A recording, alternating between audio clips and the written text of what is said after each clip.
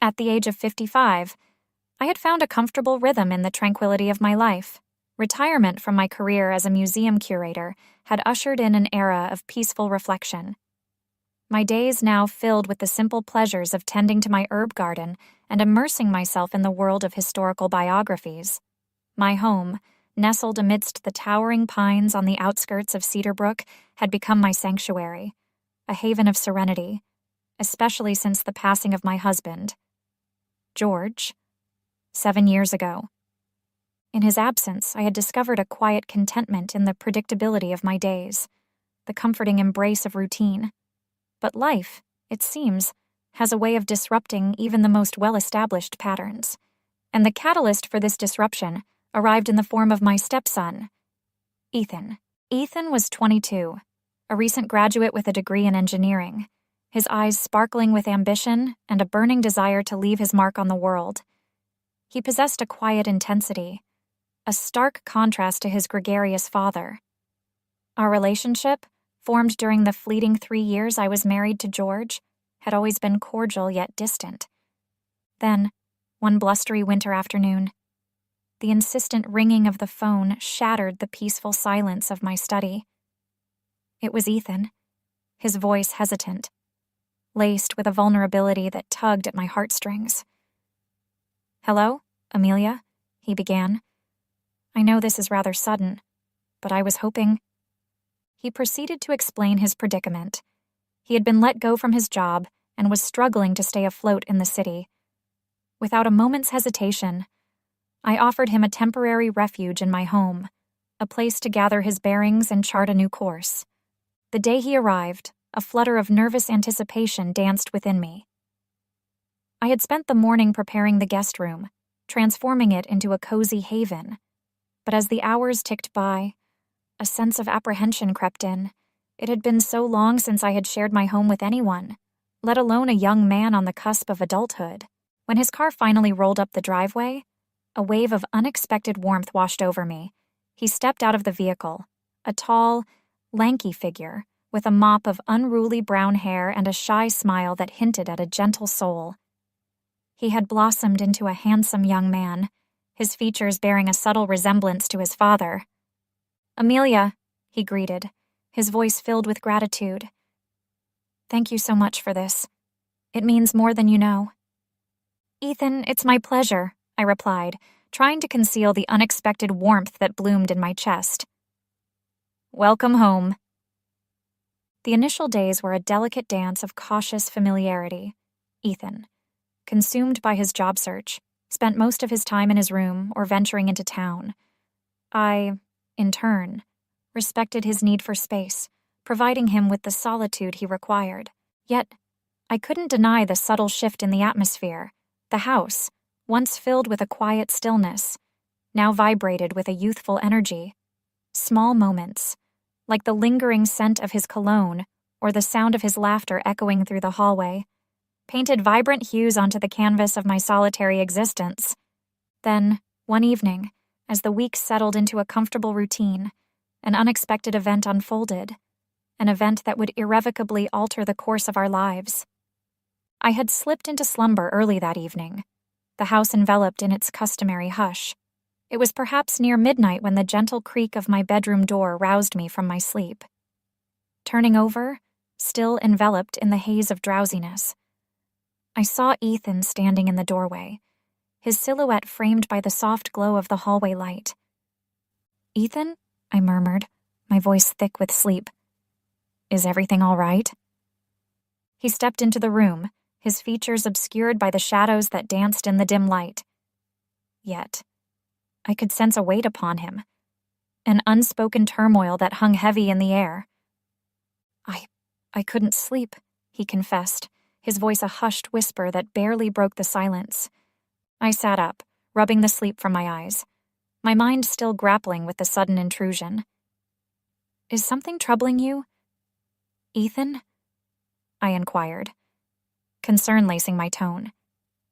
He hesitated, then perched himself on the edge of the bed, the mattress yielding beneath his weight.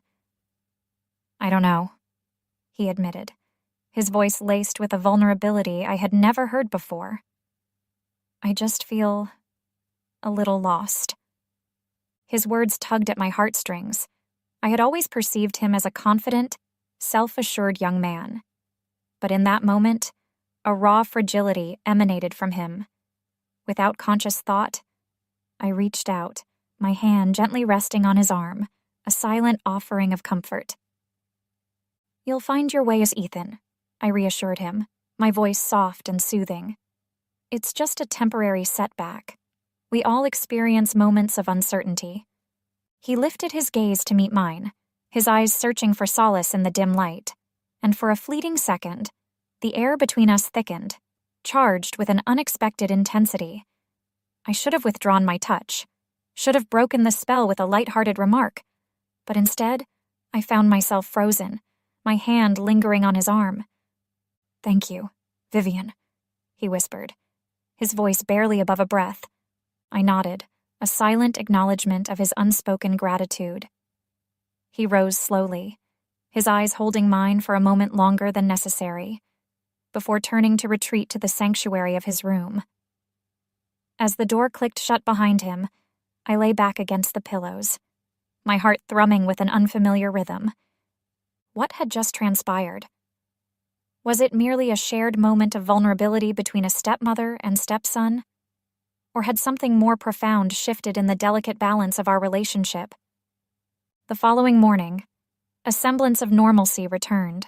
Ethan, seemingly unfazed by the previous night's encounter, chatted effortlessly about his job search and weekend plans.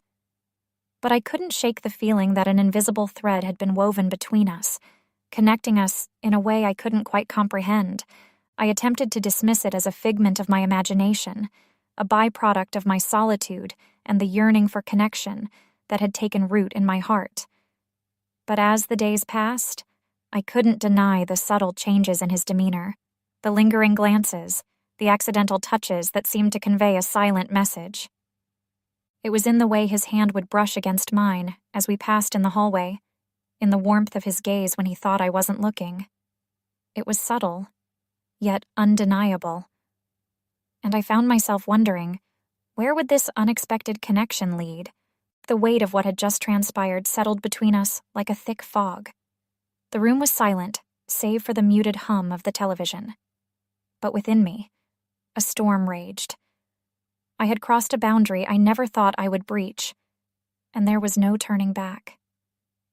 Ethan's arm remained draped around me, his hand resting gently on my waist, and I found myself leaning into his touch, a confusing blend of comfort and guilt washing over me.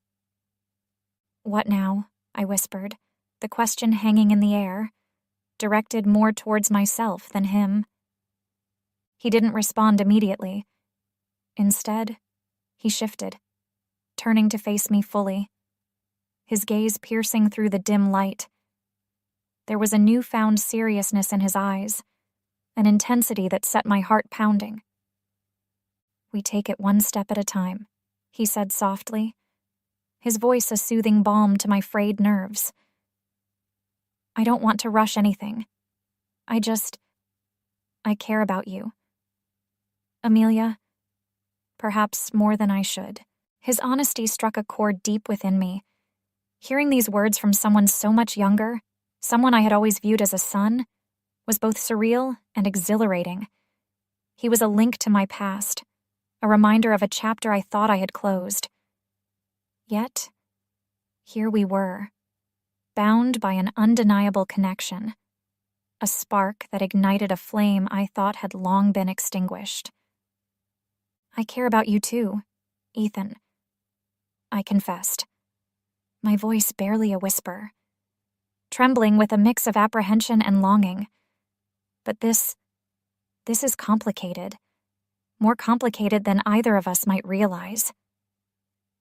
"I understand," he replied gently, his voice laced with empathy. "But we don't have to have all the answers right now. We can simply take it slow." I nodded, my mind reeling, trying to reconcile the conflicting emotions that battled within me. My rational side screamed at me to halt this forbidden dance, to establish boundaries, to protect myself from the inevitable heartbreak. But another part of me, the part that had been buried under years of loneliness and grief, yearned for the connection, the warmth, the reawakening of desires I thought I had lost forever. The days that followed were infused with a newfound awareness. We didn't speak of the kiss, but the air between us crackled with unspoken understanding.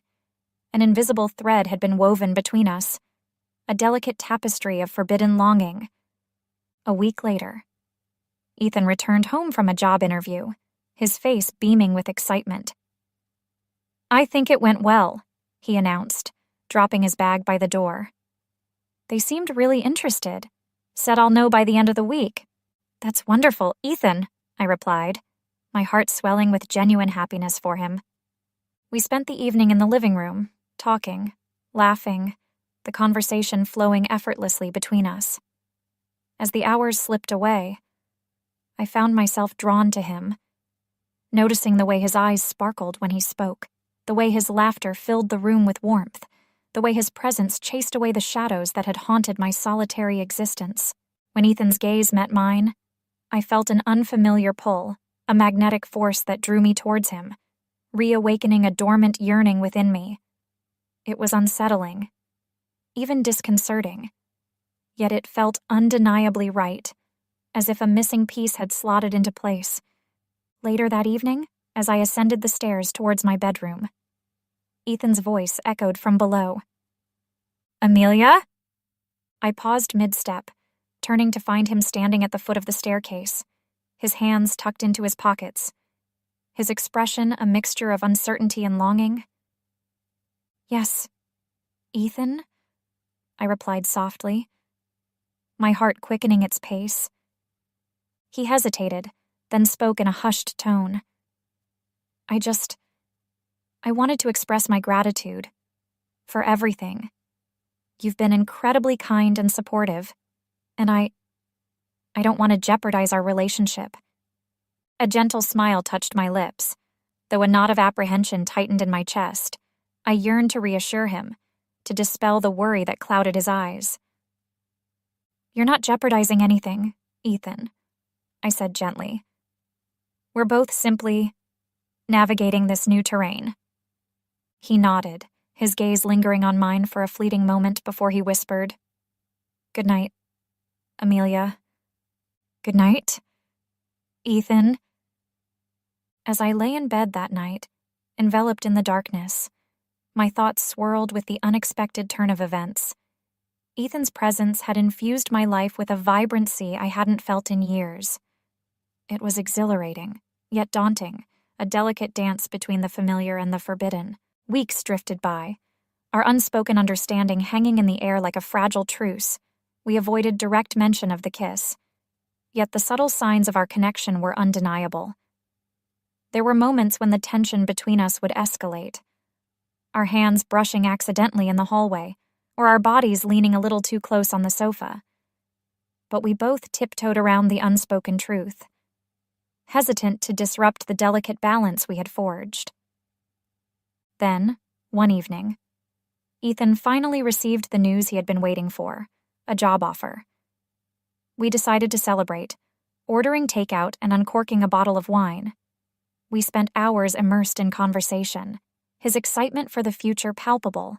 But as the night deepened and the wine loosened our inhibitions, the conversation drifted from his career aspirations to the unspoken current that flowed between us. "I haven't been able to stop thinking about it," Ethan confessed, his voice low and husky, his gaze locking with mine. "About you." I swallowed, my heart pounding against my ribs. "Neither have I," I admitted, my voice barely a whisper. He reached out, his fingers gently encircling my hand, his thumb tracing slow circles on my skin. "I know this is complicated," he murmured, his voice laced with both desire and trepidation. "But I don't care. I just want to be with you." My pulse quickened, my mind a whirlwind of conflicting thoughts. Logic screamed at me to consider the consequences, to resist the temptation that beckoned. But in that moment, all I could see was Ethan, the way his presence filled the emptiness within me. the undeniable connection that defied all reason. "I want that too," I finally confessed, my voice trembling with a mix of fear and longing. And with those words, the last vestiges of my resistance crumbled. We leaned towards each other, our lips meeting in a kiss that ignited a fire within me. It was a kiss that spoke of unspoken desires, of a yearning that had been simmering beneath the surface for far too long. We had held back for so long, denying the undeniable, but on that night, hesitation vanished, replaced by a surrender to the forbidden desires that had taken root within us. We crossed a threshold, a point of no return, and neither of us desired to retrace our steps. It was messy, complicated, a tangled web of emotions and unspoken yearnings, a stark contrast to the predictable rhythm of my life. Yet, it was also undeniably real, a raw and passionate connection that defied all expectations. And in that moment, enveloped in the warmth of his embrace, the weight of the world seemed to lift, if only for a fleeting instant. I realized then that life rarely adheres to the neat, predictable paths we envision for ourselves.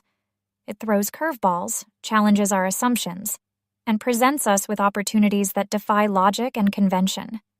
Sometimes, we must allow ourselves to feel, to embrace the complexities of our emotions, even if they lead us down uncharted territory. For life is fleeting, a precious gift that should be savored, not squandered on rigid adherence to societal norms. And perhaps, just perhaps, happiness can be found in the most unexpected of places, in the embrace of a connection that defies expectations, in the surrender to a love that transcends boundaries.